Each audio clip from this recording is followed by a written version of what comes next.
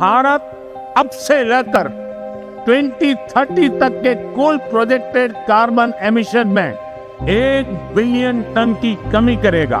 Durante a COP26, em 2021, o primeiro-ministro da Índia, o Narendra Modi, emocionou o público. No palco principal da conferência, ele prometeu que a Índia cortaria suas emissões de carbono pela metade até 2030 e até 2070 tornaria o país neutro em carbono. A imprensa e os ativistas ficaram encantados. Uma reportagem da Bloomberg disse que o compromisso ousado da Índia mudou o tom da conferência. Impressionante, né? Mas dá só uma olhada no que aconteceu depois que o Modi voltou para casa. A energia que mais cresceu na Índia foi a do carvão mineral, justamente a fonte que mais emite carbono na atmosfera. Em 2025, o país bateu o recorde da produção de carvão. Foram 1 bilhão de toneladas. É mais do que os Estados Unidos e a Europa produzem juntos. O governo indiano comemorou o que eles chamaram de boom do carvão mineral na Índia. Mas espera aí, ele não tinha falado na COP que a Índia estava trilhando o caminho para ser carbono zero? Para enriquecer, a Índia precisa mesmo de energia abundante e confiável dos combustíveis fósseis como o carvão mineral. Mas não é meio estranho o primeiro-ministro falar uma coisa na COP e fazer outra em casa? Na COP, ele diz cheio de pompa que tem compromisso de trabalhar por um planeta mais verde, limpo e saudável. Mas depois, comemora a marca de produção de 1 bilhão de toneladas de carvão mineral. Em casa, a fumaça é preta, mas na COP, o discurso é verde. Esse caso mostra que os políticos mais espertos, mais habilidosos já entenderam para que serve a COP. O principal evento climático da ONU não é o momento para jogar a real. Não é a hora de falar verdades desagradáveis. Todo mundo vai à COP para falar o que os ambientalistas querem ouvir. Por isso, essa conferência se tornou um torneio para saber quem se mostra mais puro, mais devoto da causa verde. Não é mais um encontro para resolver problemas ambientais. Com a COP30 em Belém, o governo brasileiro gastou mais de 1 bilhão de reais. Por isso, é hora da gente revelar verdades inconvenientes sobre a COP. Afinal, que conferência é essa? Como ela surgiu e no que ela se transformou nos últimos anos? Bora conhecer a hipocrisia climática da COP30.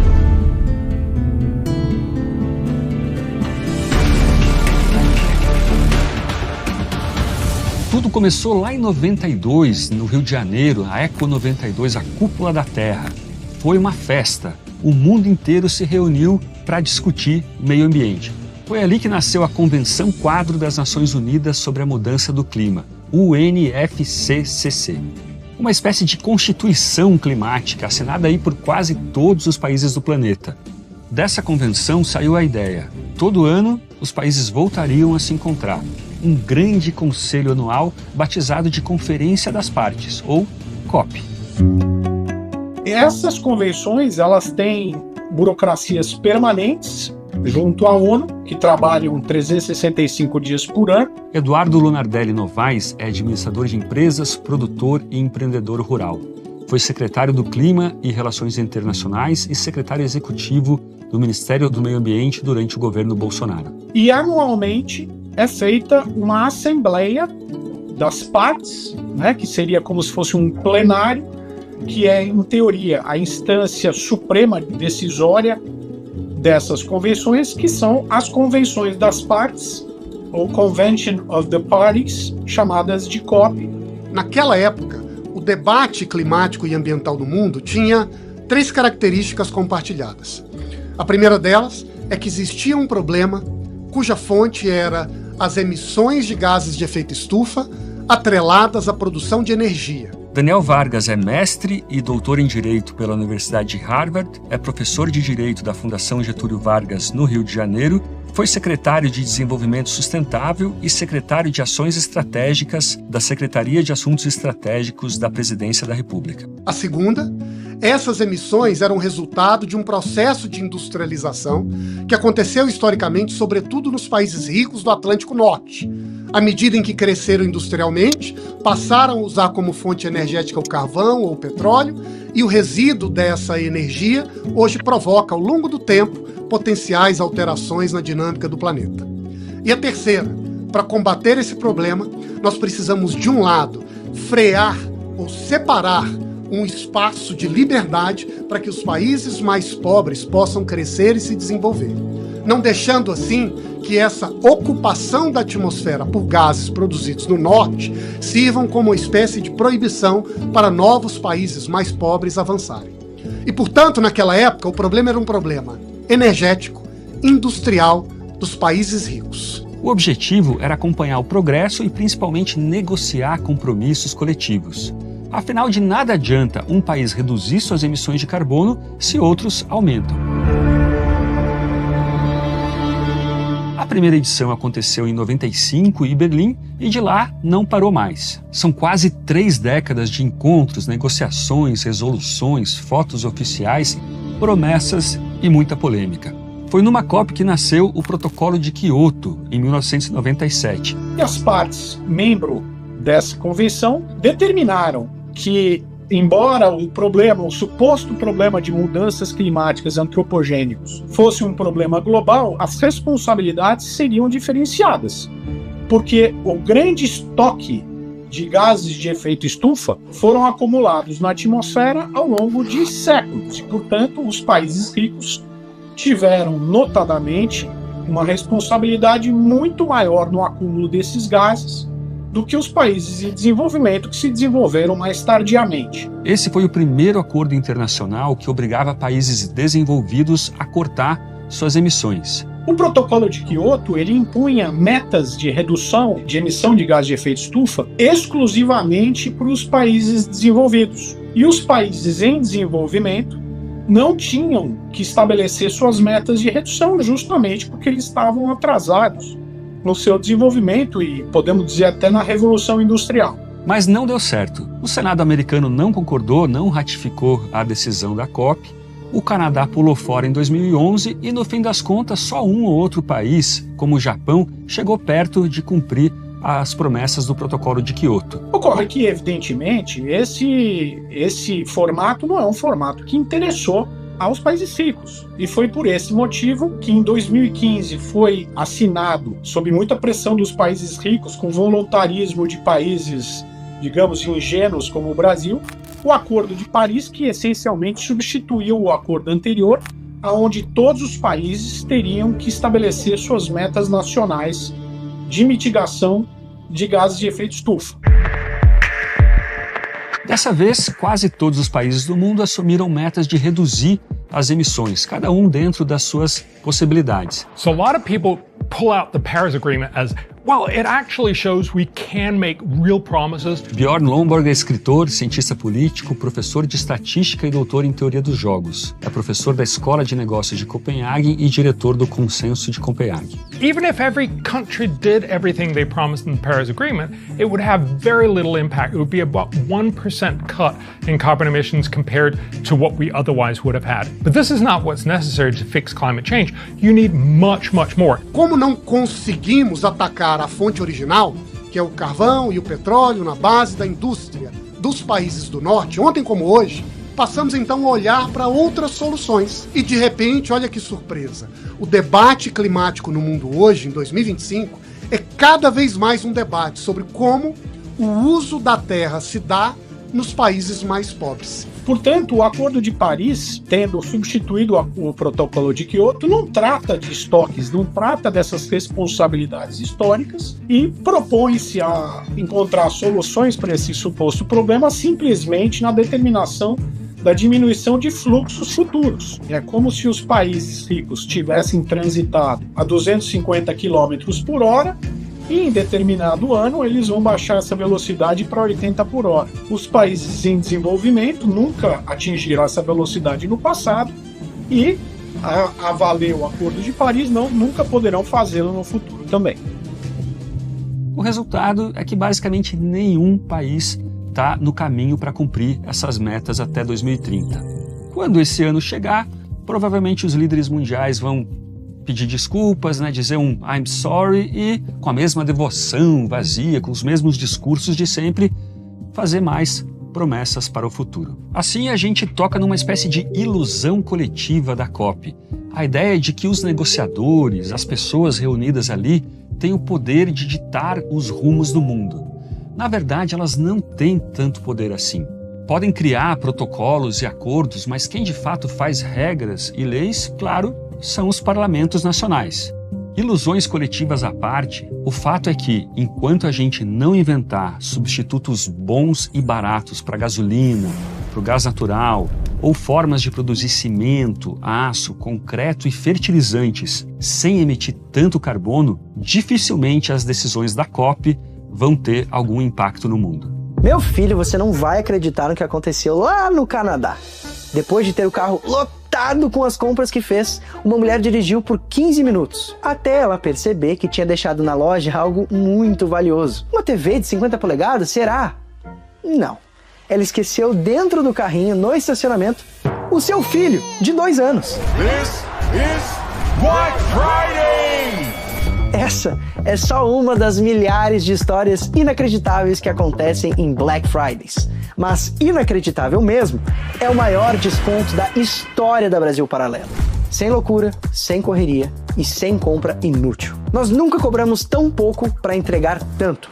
Só R$ 7,90 por mês. Até 70% de desconto para você liberar nossos originais, nossos filmes, nossos cursos e muito mais. Então não perca tempo e torne-se membro agora. Toque no botão que está aqui embaixo antes que o desconto acabe e o preço aumente. E ele vai aumentar. E se você tem dúvidas sobre o que aconteceu depois, ela obviamente voltou, buscou o seu filho e colocou no banco de trás do carro junto com as suas compras. Você não precisa passar por isso. Basta tocar em Saiba Mais.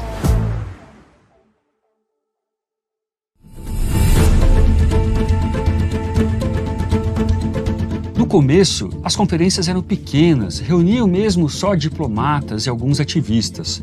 Mas com o tempo, a COP se transformou num Oscar da sustentabilidade, um evento realizado para as câmeras e para render boas imagens na imprensa e nas redes sociais. Um palco para celebridades posarem como engajadas e antenadas nos grandes assuntos. A COP27, que aconteceu lá em 2022, em Sharm el-Sheikh, um charmoso balneário do Egito, foi anunciada como a última grande chance para salvar o planeta. We are in the fight of our lives and we are losing. Greenhouse gas emissions keep growing. Global temperatures keep rising. And our planet is fast approaching tipping points that will make climate chaos irreversible. We are on a highway to climate hell with our foot still on the accelerator. Um grito de socorro diante da emergência climática. Mas milhares de pessoas emitiram um bocado de carbono para chegar até lá. Foram 33 mil participantes credenciados, o maior número da história até então. A viagem de boa parte dessas pessoas foi bancada com dinheiro público dos países mais pobres do mundo. A Nigéria, por exemplo, enviou mais de 1.000 representantes. E assim como em Belém, a COP do Egito também teve esses problemas de hospedagem. Era gente demais para poucos quartos de hotel na praia do Egito. A COP27 também teve protestos de ativistas contra os combustíveis fósseis. Ativistas que chegaram lá lotando jatinhos e aviões comerciais movidos a combustíveis fósseis. No ano seguinte, a COP28 de Dubai deixou o Egito no chinelo. Reuniu cerca de 90 mil pessoas. Sim, mais do que um Maracanã lotado. Virou o maior evento climático da história e o mais contraditório. Só o Brasil levou mais de 3 mil pessoas, só perdendo para os Emirados Árabes, os anfitriões da festa. 8 países africanos enviaram cada um mais de 1.000 participantes. Como o Brasil, esses países estão com as contas no vermelho, mas pelo jeito tem verba suficiente para bancar voos e hospedagens num dos lugares mais caros do mundo. A COP28 foi tão inchada que precisou acontecer em 2 locais distintos dentro do Expo City Dubai, com áreas exclusivas para governos, empresas e ONGs. Originalmente, as pessoas que participam de posições de autoridade nos diversos países, via de regra, essas pessoas fazem parte de um grupo de interesse que operam através de uma porta giratória, que ora eles estão ocupando cargos de poder, de autoridade governamentais, ora eles estão fazendo parte da burocracia multilateral da própria ONU, ora eles estão fazendo parte, via de regra, de organizações não governamentais cujo interesse é justamente mobilizar e elevar as ambições, como eles falam, né, de forma que haja mais capital envolvido para essas mudanças de vida em sociedade e que, por sua vez, via de regra, nós estamos falando de bilhões e bilhões de dólares a fundo perdido, que são, então, alocados para essas próprias ONGs implementarem, digamos assim, esses projetos. Se a gente está mesmo diante de uma catástrofe climática, como os ambientalistas mais radicais dizem, será que faz sentido tanta gente cruzar o mundo para participar desses eventos? Será que negociações online, pelo Zoom, e depois aí uma pequena reunião de presidentes, não daria conta, não seria mais coerente com o discurso dos próprios ambientalistas? Hoje a COP, ela é um espetáculo, ela é um show, ela serve para trânsito de interesses, como qualquer feira de negócios, na verdade, para fechamento de negócios, apresentação de propostas sempre ligadas ao lobby, diretamente ligado às autoridades que ali estão presentes, notadamente os burocratas da ONU ou mesmo as autoridades nacionais dos diversos países. Até mesmo ambientalistas de esquerda já perceberam que a COP não tem muita função além desse narcisismo climático. Em 2024, 428 cientistas, ativistas, acadêmicos e até chefes de Estado publicaram uma carta aberta pedindo mudanças profundas no formato das conferências climáticas da ONU. Eles pediram reuniões menores, mais frequentes, mais voltadas a soluções e sem tantos lobistas participando das reuniões. Ou seja, menos conversa mole e mais resultado. There's definitely some concern in the COP process that people say, oh, there's lots of fossil fuel lobbyists that are actually taking away the attention. A lot of people need these sorts of antagonists to explain why has nothing happened so far. But the reality, of course, is the COP process is mostly infiltrated by a lot of lobbyists who are saying the only way to solve climate change is by cutting our carbon emissions dramatically right now at costs that most people will just not democratically accept. That's an unrealistic argument, and that's not something that's going to happen. Again, we need to get realism back into the COP process. Say, yes, there is a climate problem. No, we're not going to solve it by making unrealistic promises. We're going to solve this by investing a lot more into green energy research and development. This will both be cheaper than the current policy, much, much cheaper, and it will be much more likely to actually work. Essas COPs, elas são um ambiente propício para exercício daquilo que a gente pode chamar de conflito de interesses, onde as mesmas pessoas que fazem parte da exposição de supostos problemas estão apresentando junto ou à iniciativa privada ou a organizações não governamentais soluções para esse problema existencial da humanidade. Na COP28, aquela de Dubai, mais de 2.400 representantes da indústria de óleo e gás receberam credenciais para circular nas negociações climáticas. Até faz sentido, afinal, boa parte dos problemas ambientais são problemas de energia. Então é preciso discutir com a indústria desse setor. Mas não dá para negar que fica um pouco estranho usar a Conferência das Partes para fazer negócios. A rede britânica BBC revelou documentos mostrando que autoridades dos Emirados Árabes planejavam usar o seu papel de anfitriões da COP28 em benefício da sua própria estatal de óleo e gás, a ADNOC. Entre os planos, havia conversas sobre parcerias com a China para a exploração de gás no Moçambique, no Canadá e na Austrália. Teve um caso em que os próprios organizadores da COP atuaram como lobistas. Em 2024, integrantes de uma ONG ambientalista se passaram por investidores de uma empresa fictícia de Hong Kong. Eles disseram que estavam interessados em patrocinar a COP29. E também se mostraram dispostos a fechar contratos de óleo e gás com a SOCAR, a estatal de óleo e gás do Azerbaijão. Ninguém menos que o CEO, o coordenador da COP29, que também era vice-ministro de energia do Azerbaijão, o Elmur Sultanov, foi gravado pela ONG bastante disposto a fechar contratos de exploração de petróleo. We have a lot of gas fields that are to be developed. Our SOCAR trading is trading oil and gas all over the world, including in Asia. Ou seja, num lado da COP, ativistas protestam para acabar com os combustíveis fósseis. Mas no outro, políticos e empresários negociam mais contratos de exploração de combustíveis fósseis. Porque não é uma coincidência que em 1972 tenha surgido um documento chamado Limites do Crescimento, que é um documento dos países ricos, dizendo que o crescimento deles não ameaça o meio ambiente, mas o crescimento de quem não cresceu é uma ameaça e o planeta não aguenta. O planeta chegou no seu limite, ninguém pode mais crescer. Quem cresceu, cresceu e não ameaça planeta. Quem não cresceu não pode crescer, ameaça o planeta e os recursos naturais de quem não cresceu vai servir para sustentar o crescimento de quem já se desenvolveu. Aldo Rebelo foi presidente da Câmara dos Deputados, ministro da Defesa, ministro da Ciência e Tecnologia, ministro do Esporte e da Coordenação Política. Em seguida, no mesmo ano, a esse documento, eles fazem a primeira Conferência do Clima das Nações Unidas em Estocolmo, isso em 1972.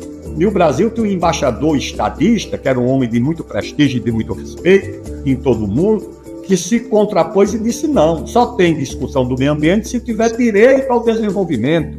E teve embates com o embaixador americano, que também era um estadista, um homem muito preparado, o embaixador Patrick Moynihan, que depois veio a ser senador por vários mandatos nos Estados Unidos, e ele dizia isso. Primeiro vocês congelaram o poder militar, com o Tratado de Não Proliferação de Armas Nucleares, que deixou 5 países com o monopólio das armas nucleares que não ameaçam o mundo e os outros que não podem ter armas nucleares porque a deles ameaçam o mundo. E agora vocês chegaram no congelamento do poder econômico.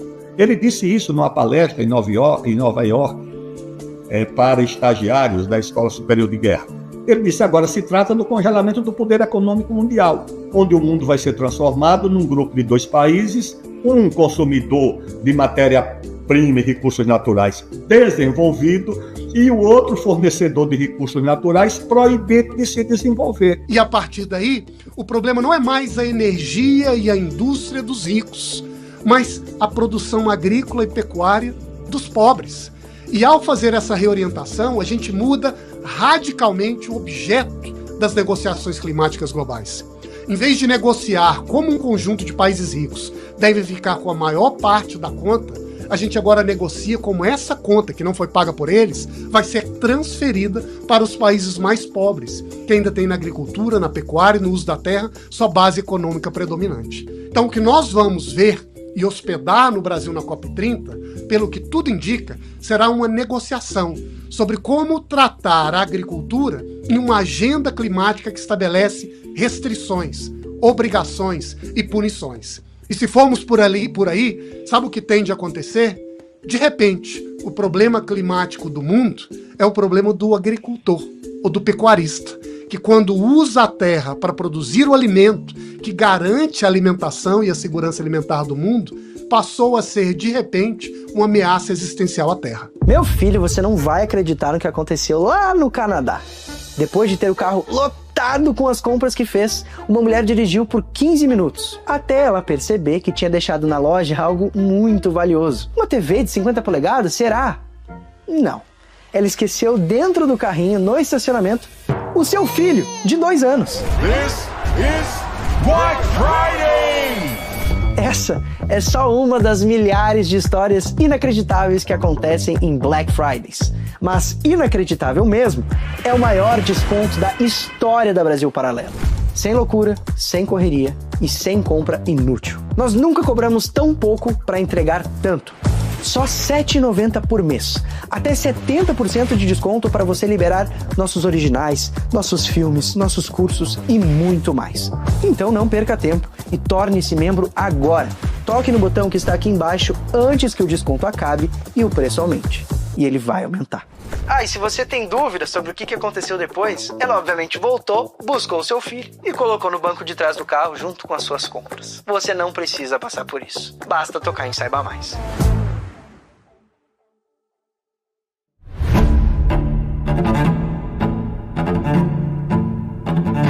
Mas tem outro tipo de lobby que pouca gente comenta. O lobby mais poderoso da COP não é o do óleo e do gás ou das grandes empresas que querem parecer sustentáveis. É o lobby da burocracia climática. Eu estou falando das ONGs, dos institutos e das fundações que orbitam em torno dessa agenda do clima. Eles parecem ativistas climáticos, com camisetas cheias de slogans, roupas diferentes, mas têm um objetivo bem específico e bem concreto: mais dinheiro para os fundos de adaptação e justiça climática. A maior parte desse dinheiro não vai para proteger florestas ou para inventar tecnologias mais verdes. Vai para manter escritórios, viagens e salários das próprias ONGs, dos próprios ativistas que estão lá na COP. Essa engrenagem transforma a COP num imenso mercado de influência. Os ativistas disputam quem fica com a maior fatia dos fundos de crise climática. Muitas vezes, esse dinheiro vai parar bem longe do clima. Olha só o que aconteceu com o Inflation Reduction Act, aprovado pelo governo Biden. Esse programa foi vendido como o maior pacote climático da história dos Estados Unidos. Foram mais de 100 bilhões de dólares para energia limpa, para redução de emissões e para tal justiça climática. Mas em 2023 se descobriu que parte do dinheiro acabou em causa sem nenhuma relação com o meio ambiente. A Agência Ambiental Americana destinou mais de 50 milhões de dólares para a Aliança da Justiça Climática. É uma rede de ONGs que organizou, por exemplo, uma marcha em Washington com cartazes como "Palestina livre é questão de justiça climática", "Nosso governo financia o genocídio", "Só uma revolução socialista pode impedir a Terceira Guerra Mundial". No site desse grupo, dessa aliança, o texto é claro: tudo começou com o colonialismo, o imperialismo e o extrativismo. E eles ainda têm um pedido: cortar financiamento militar a Israel e iniciar um processo de desmilitarização global. Você acredita? Um dos braços dessa aliança, o Demilitarize, vai além. Luta pelo fim da polícia, pelo fim das forças armadas e das prisões. É para bancar esse tipo de radicais que servem os fundos globais de justiça climática? É esse tipo de ativista, ou melhor, de lobista, que enche os palcos da COP e faz protestos por mais financiamento contra o aquecimento global. Meu filho, você não vai acreditar no que aconteceu lá no Canadá. Depois de ter o carro lotado com as compras que fez, uma mulher dirigiu por 15 minutos, até ela perceber que tinha deixado na loja algo muito valioso. Uma TV de 50 polegadas, será? Não. Ela esqueceu dentro do carrinho, no estacionamento, o seu filho, de 2 anos. This is Black Friday! Essa é só uma das milhares de histórias inacreditáveis que acontecem em Black Fridays. Mas inacreditável mesmo é o maior desconto da história da Brasil Paralelo. Sem loucura, sem correria e sem compra inútil. Nós nunca cobramos tão pouco para entregar tanto. Só R$ 7,90 por mês. Até 70% de desconto para você liberar nossos originais, nossos filmes, nossos cursos e muito mais. Então não perca tempo e torne-se membro agora. Toque no botão que está aqui embaixo antes que o desconto acabe e o preço aumente. E ele vai aumentar. Ah, e se você tem dúvidas sobre o que aconteceu depois, ela obviamente voltou, buscou o seu filho e colocou no banco de trás do carro junto com as suas compras. Você não precisa passar por isso. Basta tocar em Saiba Mais.